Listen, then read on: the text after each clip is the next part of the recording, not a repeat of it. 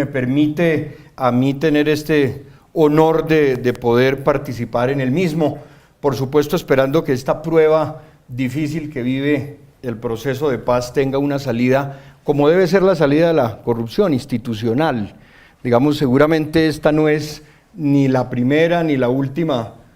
prueba, pero si algo caracteriza a nuestro país es la fuerza de su institucionalidad, y ahora pues tendrá que ser la justicia la que resuelva esas circunstancias que han estado pactadas. Pero bueno, esa introducción me permite agradecer este espacio para, de manera muy breve y sabiendo los documentos, el texto que se analiza y los aportes tan valiosos que se han dado en el día de hoy, pues quisiera de manera muy breve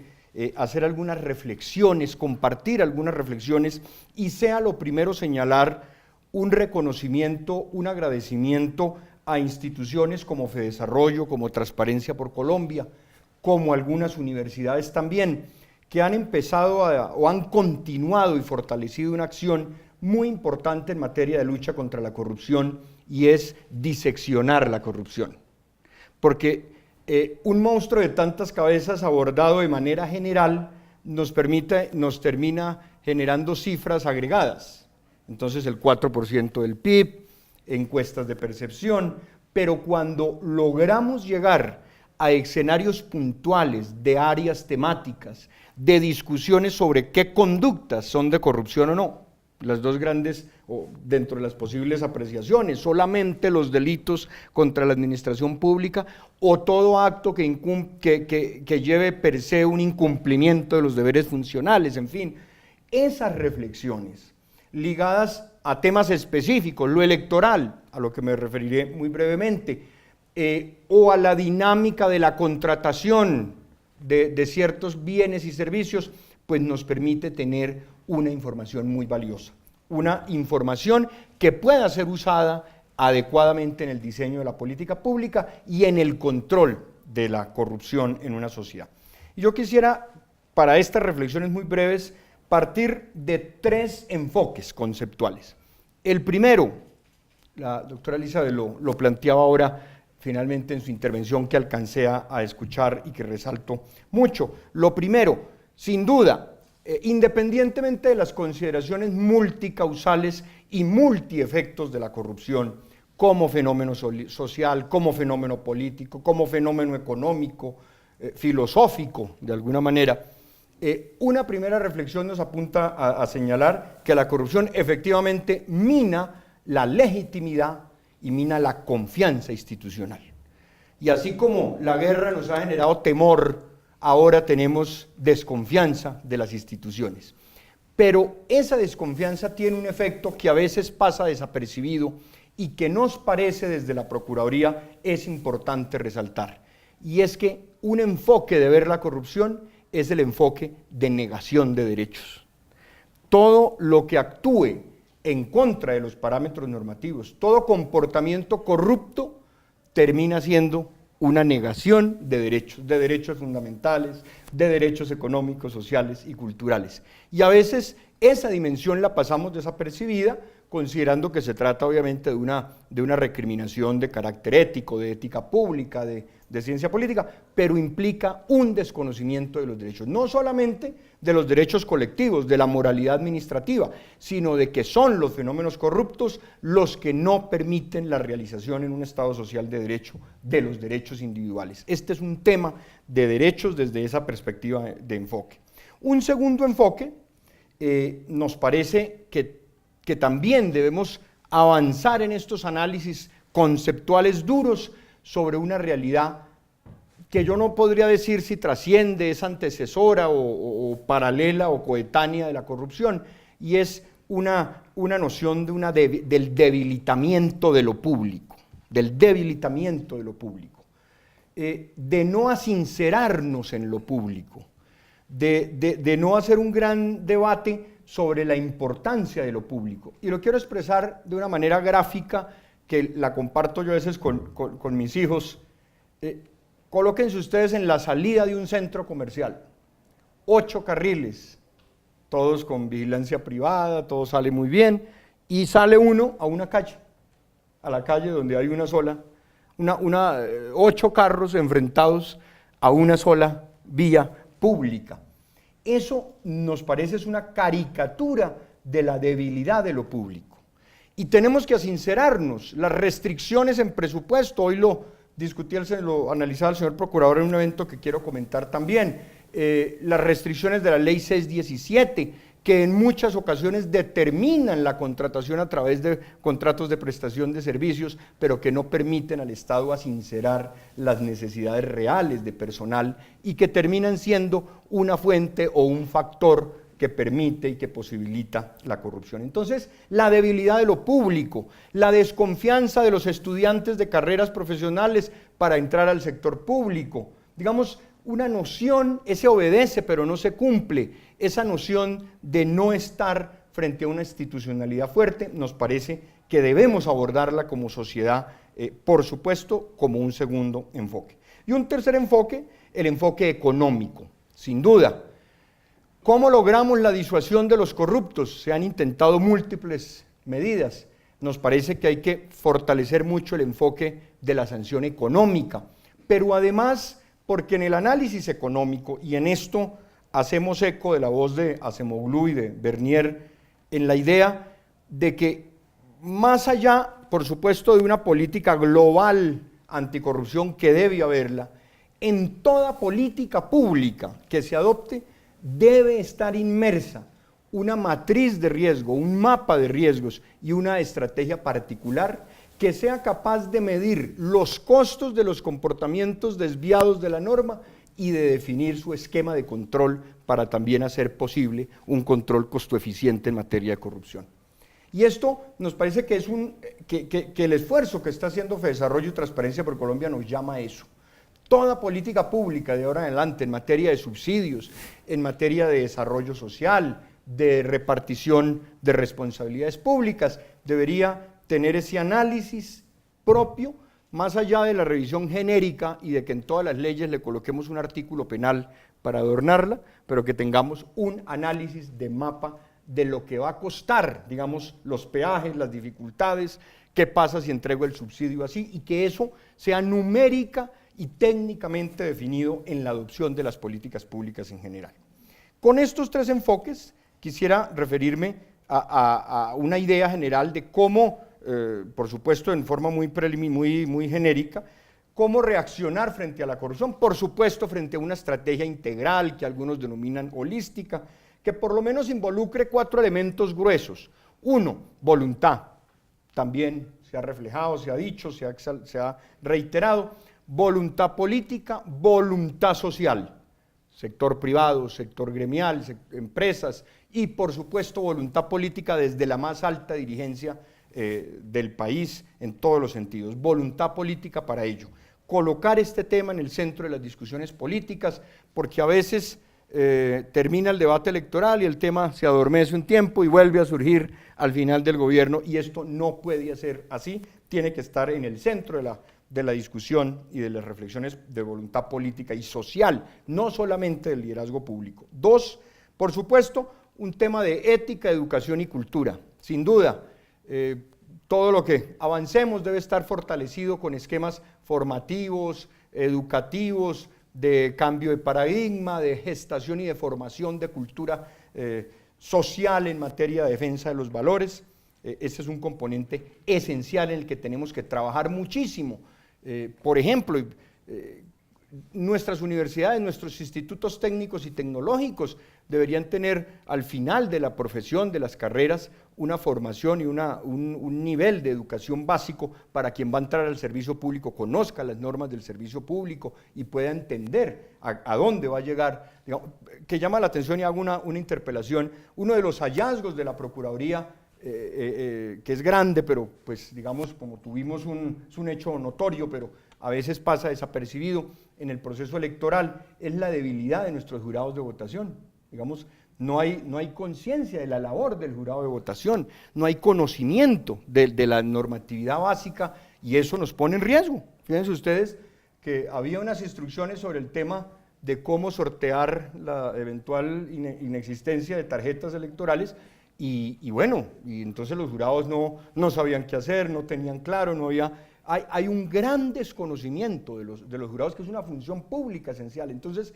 nos hace falta esa mayor apropiación. 3, voluntad, ética, educación y cultura. Por supuesto, fortalecer la institucionalidad desde el Estado, más Estado, en la medida de lo necesario, por supuesto, con los mayores controles y el fortalecimiento de las institucionalidades de control. Y cuarto, el tema de la normatividad, de la regulación. Sobre esto hay muchísima discusión, si más, si menos, de la hipertrofia normativa que a veces en la que incurrimos, pero sin duda habrá que perfeccionar y mejorar las normas, habrá propuestas sobre ello, y sobre todo un elemento que tiene que ver con las normas, no solamente las jurídicas, sino con las normas informales, que está muy ligado al tema de cultura, normas sociales, cuya existencia son las que más necesitamos en este momento para hacer valer, digamos, en esa lucha contra la corrupción, que es una lucha de todos. Y termino con 3 o 4 frentes de propuestas, porque sé lo avanzada de la hora, insisto en la profundidad con que se han manejado los temas, pero por ello no podría hacer caso omiso a este escenario para compartir algunas reflexiones. Nos parece que en el tema de propuestas de política pública podríamos abordar 3 o 4 frentes de trabajo. Uno, primero, lo que podríamos considerar más de orden estratégico, unas líneas estratégicas de acción. Ahí, en ellas, insistimos mucho en la necesidad de buscar y definir y aplicar mecanismos de control y de seguimiento a lo económico, a los bienes, al enriquecimiento y al incremento no justificado de patrimonio. Golpear las estructuras económicas es una tarea fundamental en la lucha contra la criminalidad y contra la corrupción. Y efectivamente, cuando uno habla de normas o de ajustes, es cuando echa uno de menos que la declaración de bienes y rentas hoy se vuelve un documento anecdótico, adicional, para un archivo sin ninguna inteligencia que le haga seguimiento. Entonces, impactar los temas de seguimiento a bienes. Miren ustedes que no ha sido una obsesión, sino un compromiso de la Procuraduría, por ejemplo, en el tema sonado de una empresa brasileña, de Odebrecht, pues transnacional, pues hemos requerido a la Fiscalía, por ejemplo, que se proceda al tema de la extinción de dominio, precisamente dentro de esa lógica de que lo que mayormente impacta a organizaciones delincuenciales o de corrupción, pues es que se les ataque su estructura económica. Entonces, seguimiento a bienes, trabajo con la UIAF, con la Dirección de Inteligencia, en fin, con ajustes sobre el tema. 2, como acción estratégica, por supuesto, el fortalecimiento de la cooperación internacional. Acá se ha expresado también la corrupción muta, hoy se expresa en organizaciones criminales, ya no es un tema solamente de cobrar por el no emitir el parte, sino que hay organizaciones dedicadas a ello. Yo no dejo de pensar que en el tema de la Fiscalía haya otros casos, esos son servicios que se terminan ofreciendo, usted necesita un fiscal acomodado, porque esa es la lógica del negocio, es la lógica de la empresa. Pues si tenemos una empresa que tenía una división de operaciones estructuradas para pagar los sobornos en muchos países, estamos enfrente a dinámicas estructuradas de prácticas ilegales y corruptas. Entonces la cooperación internacional es fundamental, la tenemos muy bien con unos países, menos con otros, en fin, entonces toca trabajar muy fuerte, además para hacer seguimiento a los recursos de esas organizaciones o de esas personas. Un tema estratégico, definir ámbitos de acción fundamental de intervención, áreas de intervención por supuesto hay que cumplir con la misión de combatir la corrupción en todos los frentes, pero atacar temas o frentes específicos. Nos parece, por ejemplo, que la materia electoral es de una prioridad enorme y claro, aquellos bienes y servicios que se refieren a derechos fundamentales como la alimentación de los niños o la prestación de servicios a poblaciones vulnerables, tienen que ser objetivos prioritarios de la acción de batalla en la lucha contra la corrupción. Y 3, dentro de esa dinámica de fortalecimiento del Estado, la alianza pública-privada es fundamental. Es muy satisfactorio, por ejemplo, que con el Consejo Gremial, con la participación de la Procuraduría, de los sindicatos, de la Confederación de Pensionados, de varias universidades, se haya firmado un acuerdo, un pacto que se ha puesto a consideración de los candidatos a la presidencia, para que estos se comprometan en 3 o 4 aspectos muy puntuales. Uno, que la transferencia de recursos y la elección de los contratistas que se hagan en las regiones se dé por postulados y por procedimientos objetivos, para combatir ese tema de la denominada, de la mencionada mermelada. 2, extender condiciones de mérito en la selección de ciertos cargos públicos, no todos de nivel directivo, y habrá discusiones sobre hasta dónde llegar ahí, pero por ejemplo instituciones como FONADE, como el Instituto Colombiano de Bienestar Familiar, entidades públicas que requieren una especial experticia técnica, profesional, para que quienes las desempeñen ejerzan con propiedad esos cargos, que el próximo presidente estructure un esquema de meritocracia, de validación público, de transparencia en la selección de estas personas. Y 3, que se desarrolle, se implemente el expediente legislativo electrónico, para que haya un control del tránsito de las normas de los proyectos de ley que llegan al Congreso de la República. Ese contenido, que tiene mucho de política pública, por supuesto, lo que entraña es la búsqueda desde lo gremial, desde el sector privado, de compromisos puntuales en materia de lucha contra fenómenos relacionados con la corrupción que afectan al país, y se está impulsando. 3 de los candidatos presidenciales han anunciado su intención de suscribirlo, pues de adherir a él, y esperaremos la fecha para conocer qué expresan todas las campañas presidenciales. Pero esos son resultados de un trabajo estratégicamente ligado entre el sector público y el sector privado. Dentro de las acciones, ya no digamos lo de carácter estratégico, sino de gestión, por supuesto, está el fortalecimiento del Ministerio Público, de la Procuraduría, la articulación con personerías, con las oficinas de control interno,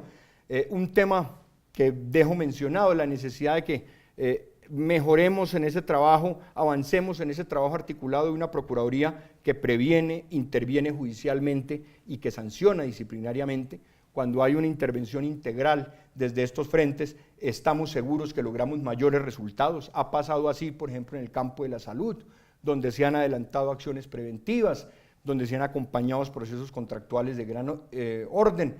pero también donde se han hecho intervenciones judiciales en defensa de derechos de los ciudadanos y de las ciudadanas, y también se han impuesto sanciones o se han adelantado investigaciones disciplinarias. Esa combinación de prevención, intervención y disciplina nos parece que logra un propósito sano, adecuado. Articular y desarrollar actividades de control en campos específicos, por supuesto, como lo mencionaba anteriormente, en el tema electoral o en el tema de infraestructura. Hemos trabajado con la Cámara Colombiana de la Infraestructura y hecho seguimiento acerca de contratos por 500.000 millones de pesos, adelantando labor preventiva y anticipándonos a posibles actos contrarios a la ley o de corrupción. Entonces, mucho por trabajar en el tema del fortalecimiento interno a nivel de la Procuraduría. Arranca ya un programa, una tercera fase del programa con el Banco Interamericano de Desarrollo para fortalecer la institucionalidad del Ministerio Público entendido en su contexto. Otro frente fundamental, por supuesto, el de gestión, de transparencia. Nos hace falta mucho por avanzar en esa dirección, a todos, por supuesto a la Procuraduría también. El señor Procurador ha tomado la determinación de no solamente tener un grupo de transparencia, sino se ha reorganizado una Procuraduría delegada para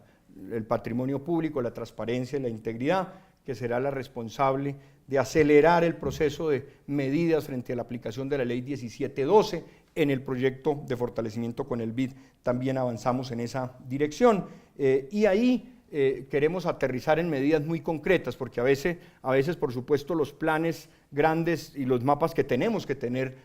sin duda, no ocupan todo el espacio de medidas inmediatas. Ejemplo, la posibilidad, inclusive sin cambios normativos, de anticipar la adopción de declaraciones de conflictos de interés o de prevención de conflictos de interés a nivel directivo de las entidades. Esa es una medida que se puede adoptar de manera muy rápida. O la mayor publicidad en las agendas públicas, obviamente, de los directores y de los responsables de las entidades públicas, en fin, o todo ese esquema de regulación del lobby o de prevención de los comportamientos del lobby ante las entidades públicas, son medidas que se pueden tomar de manera inmediata, lo mismo que hacer políticas y estrategias más concretas de prevención al ofrecimiento de dádivas y regalos a los funcionarios públicos, en fin, medidas muy específicas, pero que van en la dirección de un mayor compromiso de todas las entidades y de todos los funcionarios. Y finalmente, medidas para fortalecer el control disciplinario. Sin duda, algunas de ellas requerirían alcance o ajuste normativo, regulatorio, para fortalecer la probidad. Y dentro de ellas solamente mencionar, por ejemplo, la necesidad de avanzar en mecanismos de protección a denunciantes y testigos en procesos disciplinarios, la oportunidad de poder tipificar los comportamientos disciplinarios de mayor repercusión y avanzar en su persecución y en su seguimiento. También la posibilidad de dar más herramientas al Ministerio Público en materia de suspensión de actos que configuren o que vayan a configurar un detrimento del patrimonio público o una afectación de la normatividad. Y una medida que nos parece prioritaria, debemos avanzar en ella, el reconocimiento de la responsabilidad penal de las personas jurídicas, materia en la cual en particular la Procuraduría ha venido insistiendo como una de las esenciales para avanzar en esa modernización de la institucionalidad y de las normas que deban adecuarse y articularse a los nuevos retos de una Colombia que lucha definitiva y comprometidamente contra la corrupción. Por supuesto, también el mejor seguimiento a los contratos, la identificación de bases de datos específicas contractuales, que el SECOP cada vez se vuelva un mecanismo mayor de control, no solamente frente a los actos jurídicos contractuales, sino en la misma ejecución y seguimiento e interventoría de los contratos. En fin, una serie de medidas, por supuesto, puntuales que apuntarían en la dirección de lograr una mayor capacidad institucional para combatir la corrupción en temas tan importantes como el de la contratación. Con esto quiero concluir, no solamente expresando el agradecimiento institucional y personal por esta convocatoria, sino animando este esfuerzo que para la Procuraduría además resulta muy importante, el poder contar con esa experiencia, ese tanque de reflexión permanente de instituciones como Transparencia por Colombia, como Fedesarrollo, cuyos esfuerzos académicos, investigativos, de presencia social, animan y van adelante siempre en las políticas públicas, pues es fundamental, porque lo que es absolutamente claro es que este esfuerzo no es de unos, no es de unos servidores públicos, no es de una institución, sino esta es una tarea de todos cuantos como colombianos queremos y estamos comprometidos con una sociedad, por supuesto, sin conflicto, con una sociedad más desarrollada, pero sobre todo una sociedad en la que encontremos un esquema, un espacio de respeto a los derechos, de respeto a la legalidad, porque en últimas la legalidad es la racionalidad de la convivencia democrática. Respetamos la ley no por la imposición de un agente de la autoridad, sino porque es la ley en últimas la que nos hace libres, la que nos hace iguales y la que nos permite buscar una mejor colectividad y una mejor sociedad. Por eso esto es un esfuerzo de todos y en ese esfuerzo el aporte de la academia, de los investigadores con este nivel de rigor, pues es y será no solamente bien recibido, sino absolutamente esencial. Muchas gracias y felicitaciones por